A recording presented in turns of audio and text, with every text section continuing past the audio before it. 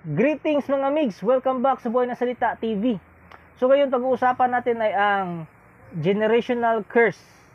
So ano bang ibig sabihin ng generational curse at kung paano nyo ito nakuha at kung paano ito putulin. So kung bago ka pa lang sa channel na ito, please tulungan nyo ako lumago aking YouTube channel. Please paki-subscribe po, paki-like ng video, and don't forget to hit the notification bell para updated kayo sa mga future topics. So huwag natin patagalin, magpatuloy na tayo.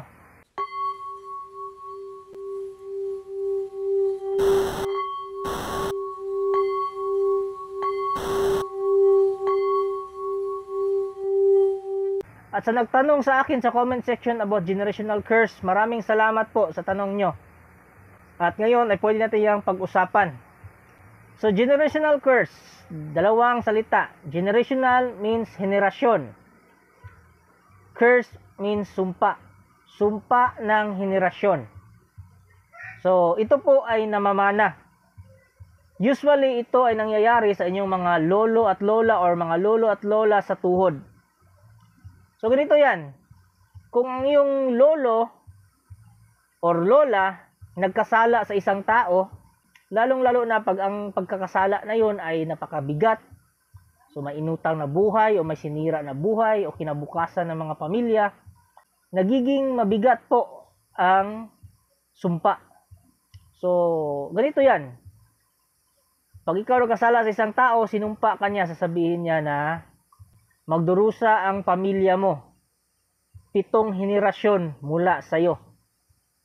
Maghihirap at maghihirap kayo, hindi kayo uunlad sa buhay. Kasali na ang mga apo ng mga apo mo. Ganon. So yun, generational curse. Damay-damay na. Yung hindi pa isinilang, so may sumpa ka na. So pagkasilang mo sa mundong ito, kung ang lolo't lola mo may kasalanan, so matik na, tatamaan ka ng generational curse. Lalo na pag ang nagsumpa sa inyo, nakalaban nyo ay isang mangkukulam.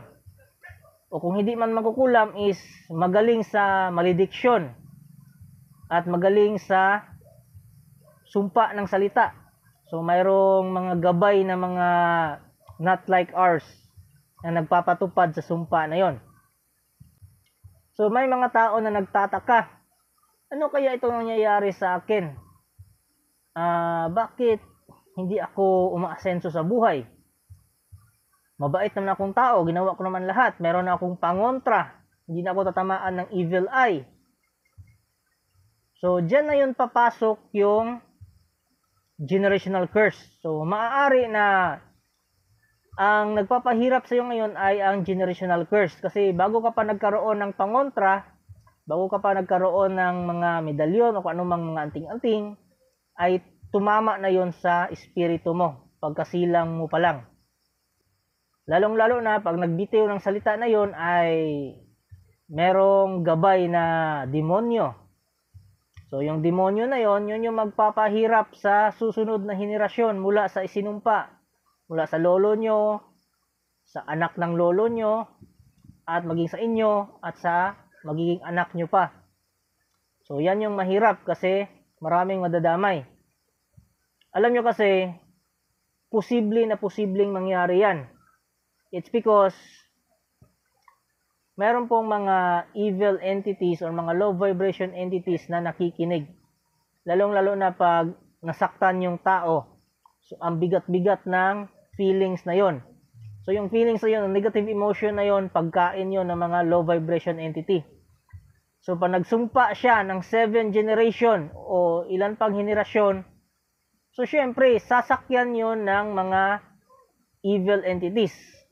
Kasi meron na silang authority para gambalain yung next generation o mga darating pa na mga henerasyon. So habang ginagambala nila, pinapahirapan nila, mas lalong dumarami yung pagkain nila. Kasi ang pagkain nila is low vibration energy. So yung mga emotion, mga bad emotion, mga negative emotion, mga heavy feelings.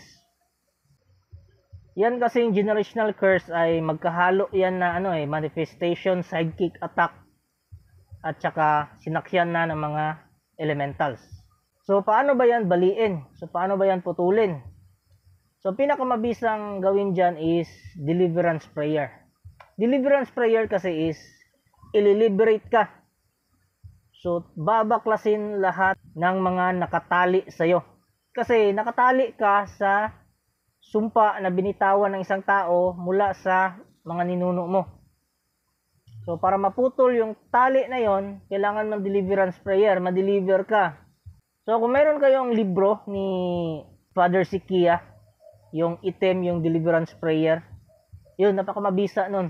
Merong dasal doon na deliverance prayer na kasali ang generational curse. So, kasali yon sa dasal na yon na may babaklas yung generational curse sa pamamagitan ng kapangyarihan ni Yeshua, ni Christ. Siyempre, yung Holy Spirit po, yung grasya ng Holy Spirit, isa yon sa magbabaklas ng tali na yon.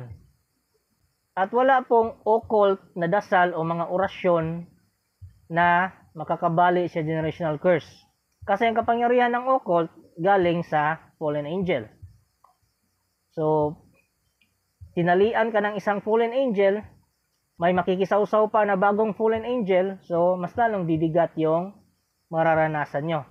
So, dapat hindi galing sa fallen angel ang gawin yung remedy or relief.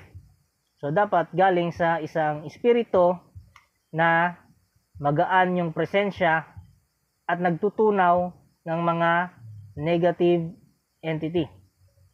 So, anong klaseng espiritu yon? Anima Christi. So, isa sa mga dasal is Anima Christi. So, Spirit of Christ. So, gawin yung debosyon. Magtawag kayo ng Holy Spirit. Yung hindi occult na dasal, yung galing sa simbahan. Tapos Anima Christi, and then yung deliverance prayer. Kung hindi nyo alam yung deliverance prayer na yun, pwede kayong magpatungkol ng dasal na sarili nyo, yung galing sa puso. Tapos yung dasal na yun, ipatungkol nyo kay Yeshua, Jesus Christ. Kung ano mang prefer na pangalan nyo, kay Jesus, ganun. So, kahit pa hindi mo kasalanan yon, kasalanan yun ng mga ninuno mo, damay ka pa rin. It's because dahil sa sumpa at sinakyan na ng mga masasamang espiritu. So, para mabali yon. At isa pa sa mga magandang dasal ay yung dasal ng Saint Benedict. So, intercession of Saint Benedict.